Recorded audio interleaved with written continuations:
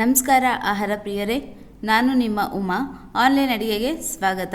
ಇವತ್ತು ಒಂದು healthy breakfast recipe ಜೊತೆ ನಿಮ್ಮ ಮುಂದೆ ಬಂದಿದ್ದೀನಿ. ಅನಿಲ್ ಬ್ರ್ಯಾಂಡ್ ಶಾವ್ಗೆ ಎಲ್ಲರಿಗೂ ಗೊತ್ತಿರುತ್ತೆ. ಅದರಲ್ಲೇ ಬರುವಂಥ ರಾಗಿ ಶಾವ್ಗೆನ ಯಾವ ಥರ ಮಾಡೋದು ಅಂತ ಹೇಳಿ ಇವತ್ತು ತೋರಿಸ್ಕೊಡ್ತಾ ಇದ್ದೀನಿ. ಇದು ತುಂಬ ರುಚಿಯಾಗಿರುತ್ತೆ, ಹಾಗೆ ತುಂಬ ಆರೋಗ್ಯಕ್ಕೆ ಕೂಡ ಒಳ್ಳೆಯದು. ನಾನು ಯಾವ ಥರ ಮಾಡ್ತೀನಿ ಅನ್ನೋದನ್ನು ತೋರಿಸ್ಕೊಡ್ತೀನಿ. ಸೊ ಯಾರಿಗಾದ್ರೂ ಗೊತ್ತಿಲ್ಲ ಅಂತಂದರೆ ನೀವು ಕೂಡ ಇದನ್ನು ನೋಡ್ಕೊಂಡ್ಬಿಟ್ಟು ಇದೇ ಥರ ಮಾಡಿಕೊಂಡ್ರೆ ತುಂಬ ರುಚಿಯಾಗಿ ಇದನ್ನು ಸೇವಿಸ್ಬೋದು.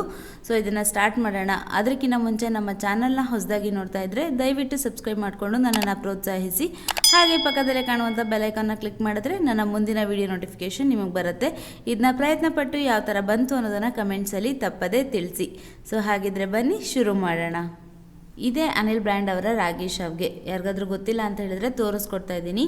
ಫಿಂಗರ್ ಮಿಲೆಟ್ ವರ್ಮಸೆಲ್ ಅಂತ ಇರುತ್ತೆ ನೋಡಿ. ಹಾಗೆ ಇದು 180 ಗ್ರಾಮ್ಸಲ್ಲಿ ಬರುತ್ತೆ ಒಂದು ಪ್ಯಾಕೆಟ್. ಅಂದರೆ ಇದು ಮೂವರಿಗೆ ಅಚ್ಚುಕಟ್ಟಾಗಿ ಒಂದು ಬ್ರೇಕ್ಫಾಸ್ಟಾಗಿ ರೆಡಿ ಮಾಡ್ಕೊಳ್ಬೋದು. ನಾನೀಗ ಒಂದು ಪಾತ್ರೆನ ತೊಗೊಂಡಿದ್ದೀನಿ. ಅದಕ್ಕೆ 2 ಕಪ್ನಷ್ಟು ನೀರನ್ನು ಹಾಕ್ಕೊಂಡಿದ್ದೀನಿ. ಆಮೇಲೆ ಒಂದು ಅರ್ಧ ಚಮಚದಷ್ಟು ಉಪ್ಪನ್ನು ಹಾಕ್ಕೊಂಡಿದ್ದೀನಿ. ಉಪ್ಪನ್ನು ಚೆನ್ನಾಗಿ ಕರಗಿಸ್ಕೊಳ್ತಾ ಇದ್ದೀನಿ ನೀರಿನಲ್ಲಿ. ಇವಾಗ ಇದು ಚೆನ್ನಾಗಿ ಕರಗಿದೆ. ಇದರಲ್ಲಿ ನಾನು ಪ್ಯಾಕೆಟ್ನ ಕಟ್ ಮಾಡಿಕೊಂಡು ಅದರಲ್ಲಿರುವಂಥ ರಾಗಿ ಶಾವ್ಗೆನ ನೀರಿಗೆ ಹಾಕ್ಕೊಳ್ತಾ ಇದ್ದೀನಿ. ಇದನ್ನೆಲ್ಲ ಹಾಕ್ಕೊಂಡ್ಮೇಲೆ ಚಮಚದಿಂದ ಒಂದು ಸತಿ ಮೆಲ್ಲಕ್ಕೆ ನಾವು ಕಲಿಸ್ಕೊಳ್ಬೇಕಾಗತ್ತೆ. ಇದನ್ನು ಕಲಿಸ್ಕೊಂಡ್ಮೇಲೆ ನಾವು ಇದರಲ್ಲಿ ಕೇವಲ 3 ನಿಮಿಷ ನಾವು ನೀರಲ್ಲಿ ನೆನೆಸ್ಕೊಳ್ಬೇಕಾಗತ್ತೆ. ನೋಡಿ, ಈಗ 3 ನಿಮಿಷ ಆಗಿದೆ. ರಾಗಿ ಚೆನ್ನಾಗಿ ನೆಂದಿದೆ. ಈಗ ಇದನ್ನು ನಾನು ಸೋಸ್ಕೊಳ್ತೀನಿ. 3 ನಿಮಿಷಕ್ಕಿಂತ ಜಾಸ್ತಿ ಏನಾದರೂ ಬಿಟ್ಟರೆ ಇದೆಲ್ಲ ಮೆತ್ತಗಾಗ್ಬಿಡುತ್ತೆ. ಸೊ ಅದಕ್ಕೆ ನಾವು 3 ನಿಮಿಷ ಕರೆಕ್ಟಾಗಿ ಟೈಮ್ ನೋಡಿಕೊಂಡೆ ತಗೊಳ್ಬೇಕಾಗತ್ತೆ. ಸೊ ಈಗ ನಾನು ಇದನ್ನು ಸೋಸ್ಕೊಳ್ತಾ ಇದ್ದೀನಿ. ಹೆಚ್ಚೊತ್ತು ಬಿಟ್ಟರೆ ರಾಗಿ ಶಾವ್ಗೆ ಎಲ್ಲನೂ ಮೆತ್ತಗಾಗ್ಬಿಡುತ್ತೆ. ಸೊ ಈಗ ನಾನು ಚೆನ್ನಾಗಿ ಅದರಲ್ಲಿ ಇರುವಂಥ ನೀರನ್ನೆಲ್ಲನೂ ಸೋಸ್ಕೊಂಡಿದ್ದೀನಿ. ಈಗ ಇದನ್ನು ನಾವು ಸ್ಟೀಮ್ ಮಾಡೋದಕ್ಕೆ ಇಡೋಣ. ಸ್ಟೀಮ್ ಮಾಡೋದಕ್ಕೆ ಈ ಥರ ಒಂದು ತೂತದ ಪಾತ್ರೆನ ತೊಗೊಂಡ್ಬಿಟ್ಟು ಅದಕ್ಕೆ ನಾನು ಎಣ್ಣೆನ ಸವರ್ಕೊಳ್ತಾ ಇದ್ದೀನಿ. ಎಣ್ಣೆ ಹಚ್ಚೋದ್ರಿಂದ ಶಾವಿಗೆ ಸ್ಟಿಕ್ಕಿ ಆಗೋದಿಲ್ಲ. ಅದಕ್ಕೆ ನಾನು ಎಣ್ಣೆನ ಸವರ್ಕೊಳ್ತಾ ಇದ್ದೀನಿ ಪಾತ್ರೆಗೆ. ಎಣ್ಣೆನೆಲ್ಲ ಚೆನ್ನಾಗಿ ಸವರ್ಕೊಂಡ್ಬಿಟ್ಟು ಈಗ ನೆಂದಿರೋ ಅಂಥ ರಾಗಿ ಶಾವ್ಗೆನ ನಾವು ಇದ್ರ ಮೇಲೆ ಹರಡ್ಕೊಳ್ಬೇಕಾಗತ್ತೆ. ಚೆನ್ನಾಗಿ ಉದುರಾಗಿ ನಾವೇ ಮಾಡಿಕೊಂಡು ಹಾಕಿಬಿಟ್ರೆ ಚೆನ್ನಾಗಾಗುತ್ತೆ. ನೋಡಿ, ಈ ಥರ ನಾವೇ ಕೈಯಲ್ಲಿ ಎಲ್ಲ ಬಿಡಿಸ್ಬಿಟ್ಟು ಇವಾಗ ಇದನ್ನು ಸ್ಟೀಮ್ ಮಾಡೋದಕ್ಕೆ ಇಡೋಣ. ನಾನು ಮುಂಚೆನೇ ಕುಕ್ಕರಲ್ಲಿ ನೀರನ್ನು ಕಾಯೋದಕ್ಕೆ ಇಟ್ಕೊಂಡಿದ್ದೆ. ಈಗ ನೀರು ಕುದೀತಾ ಇದೆ. ಇದ್ರ ಮೇಲೇ ನಾನು ಈ ಥರ ಒಂದು ತೂತದ ಪಾತ್ರೆ ಇಟ್ಬಿಟ್ಟು ಮೇಲೆ ಒಂದು ಲಿಡ್ನ ಮುಚ್ಚಿಡ್ತೀನಿ.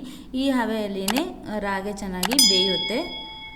ನೀವು ಈ ಥರ ಕುಕ್ಕರಲ್ಲಿ ಆದರೂ ಇಟ್ಕೊಳ್ಬೋದು, ಅಥವಾ ಬೇರೆ ಪಾತ್ರೆ ಏನಾದರೂ ಇತ್ತು ಅಂತಂದರೆ ಅದರಲ್ಲಿ ಕೂಡ ನೀವು ಸ್ಟೀಮ್ನ ಮಾಡ್ಕೊಳ್ಬೋದು. ನನಗೆ ಇವಾಗ ರಾಗಿ ಸ್ಟೀಮ್ ಎಲ್ಲ ಆಗಿದೆ ನೋಡಿ, ಚೆನ್ನಾಗಿ ಹುಡಿಯಾಗಿ ಬೆಂದಿದೆ. ಇದು ಬೇಯೋದಕ್ಕೆ ನನಗೆ 4 ನಿಮಿಷ ಅಷ್ಟು ಟೈಮ್ನ ತೊಗೊಂಡಿದೆ. ಇದು 4 ನಿಮಿಷ ಅಷ್ಟೊತ್ತಿಗೆ ಬೆಂದು ಬಿಡುತ್ತೆ. ಸೊ ನೋಡ್ಬಿಟ್ಟು ಇದನ್ನು ನೀವು ಇಳಿಸ್ಕೊಳ್ಬೇಕು. ಇದು ಆಗಿದೆ ಅಂತಂದರೆ ಗೊತ್ತಾಗುತ್ತೆ. ನೀವು ಕೈಯಲ್ಲಿ ಮುಟ್ಟಿ ನೋಡಿದ್ರೇ ಇದು ಆಗಿದೆ ಅನ್ನೋದು ನಿಮಗೆ ಗೊತ್ತಾಗುತ್ತೆ.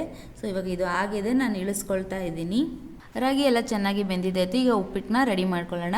ನಾನೊಂದು ಬಾಣಲಿನ ಇಟ್ಕೊಂಡ್ಬಿಟ್ಟು ಅದಕ್ಕೆ 2 ಚಮಚದಷ್ಟು ಎಣ್ಣೆನ ಹಾಕ್ಕೊಂಡಿದ್ದೀನಿ. ಎಣ್ಣೆ ಕಾದ ನಂತರ ಒಂದು ಸ್ವಲ್ಪ ಸಾಸಿವೆ, ಸ್ವಲ್ಪ ಜೀರಿಗೆನ ಹಾಕ್ಕೊಂಡಿದ್ದೀನಿ. ಇವೆರಡು ಸ್ವಲ್ಪ ಚಿಟುಗುಟ್ಲಿ. ಅದಾದಮೇಲೆ ಇದಕ್ಕೆ ಒಂದು ಅರ್ಧ ಚಮಚದಷ್ಟು ಕಡಲೆಬೇಳೆ, ಅರ್ಧ ಚಮಚದಷ್ಟು ಉದ್ದಿನಬೇಳೆನ ಹಾಕ್ಕೊಂಡಿದ್ದೀನಿ. ಇವೆರಡನ್ನು ಚೆನ್ನಾಗಿ ಕೆಂಪಗಾಗೋವರೆಗೂ ಫ್ರೈ ಮಾಡ್ಕೊಳ್ಳೋಣ. ಕೆಂಪಗಾಗಬೇಕಷ್ಟೇ, ಮತ್ತು ಒತ್ತಬಾರ್ದು. ಸೊ ಮೆಲ್ಲಕ್ಕೆ ಇಟ್ಕೊಂಡು ಮಾಡ್ಕೊಳ್ಳಿ. ಅದಾದಮೇಲೆ ಖಾರಕ್ಕೆ ನಾನೊಂದು 5 ಹಸಿಮೆಣಸಿನ್ಕಾಯಿನ ಕಟ್ ಮಾಡ್ಕೊಂಡು ಹಾಕ್ಕೊಂಡಿದ್ದೀನಿ. ಖಾರ ನೋಡಿಬಿಟ್ಟು ನೀವು ಮೆಣಸಿನ್ಕಾಯಿನ ಹಾಕ್ಕೊಳ್ಳಿ. ಅದಾದಮೇಲೆ 2 ಕಡ್ಡಿಯಷ್ಟು ಕರಿಬೇವನ್ನ ಹಾಕ್ಕೊಂಡಿದ್ದೀನಿ. ಇವೆರಡು ಚೆನ್ನಾಗಿ ಫ್ರೈ ಆದ ನಂತರ ಇದಕ್ಕೆ ನಾನು ಒಂದು ದೊಡ್ಡ ಸೈಜಿನ ಈರುಳ್ಳಿನ ಮೀಡಿಯಮ್ ಆಗಿ ಕಟ್ ಮಾಡ್ಕೊಂಡ್ಬಿಟ್ಟು ಹಾಕ್ಕೊಂಡಿದ್ದೀನಿ.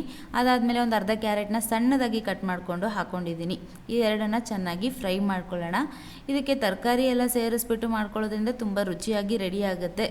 ಸೊ ನೀವು ಇನ್ನೂ ಇದಕ್ಕೆ ಬೇಕು ಅಂತಂದರೆ ಕ್ಯಾಬೇಜು ಮತ್ತು ಬೇರೆ ಬೇರೆ ತರಕಾರಿಗಳನ್ನ ಕೂಡ ಹಾಕ್ಕೊಂಡು ಮಾಡ್ಕೊಳ್ಬೋದು. ಕಾರ್ನ ಹಾಕ್ಕೊಳ್ಬೋದು. ನಿಮ್ಮ ಮನೆಯಲ್ಲಿ ಯಾವುದು ಇದೆ ನೋಡಿ ತರಕಾರಿ, ಅದನ್ನು ಹಾಕ್ಬಿಟ್ಟು ನಾವು ಇದನ್ನು ರೆಡಿ ಮಾಡ್ಕೊಳ್ಬೋದು. ಇದೆಲ್ಲ ಬೆಂದ ನಂತರ ಇದಕ್ಕೆ ನಾನು ಒಂದು 1/4 ಕ್ಯಾಪ್ಸಿಕಮ್ನ ಸಣ್ಣದಾಗಿ ಕಟ್ ಮಾಡ್ಕೊಂಡ್ಬಿಟ್ಟು ಹಾಕ್ಕೊಂಡಿದ್ದೀನಿ. ಇದನ್ನೆಲ್ಲ ಚೆನ್ನಾಗಿ ಮಿಕ್ಸ್ ಮಾಡ್ಕೊಳ್ಳೋಣ. ಇದು ಚೆನ್ನಾಗಿ ಬೇಯಬೇಕು ತರಕಾರಿ ಎಲ್ಲ.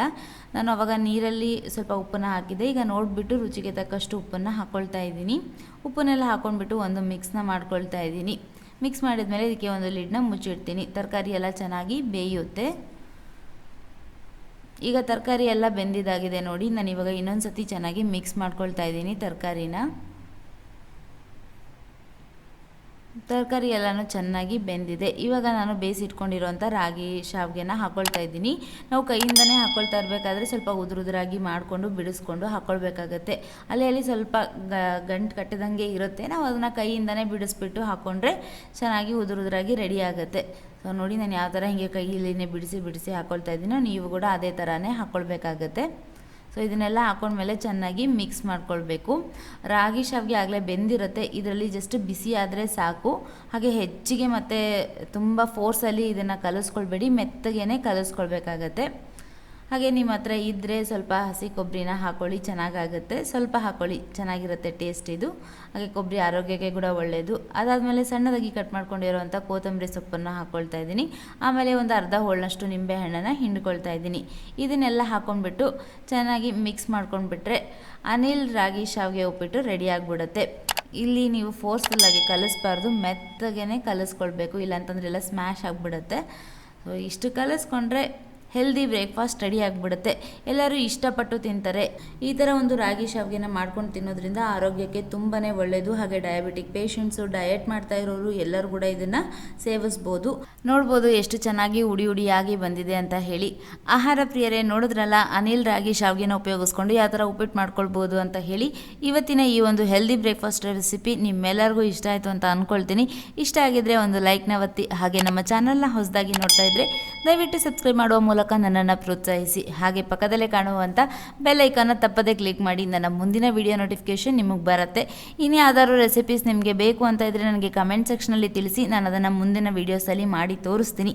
ಮತ್ತು ಇನ್ನೊಂದು ರುಚಿಕರವಾದ ಅಡುಗೆ ಜೊತೆ ನಿಮಗೆ ಸಿಗ್ತೀನಿ. ಅಲ್ಲಿವರೆಗೂ ಧನ್ಯವಾದಗಳು.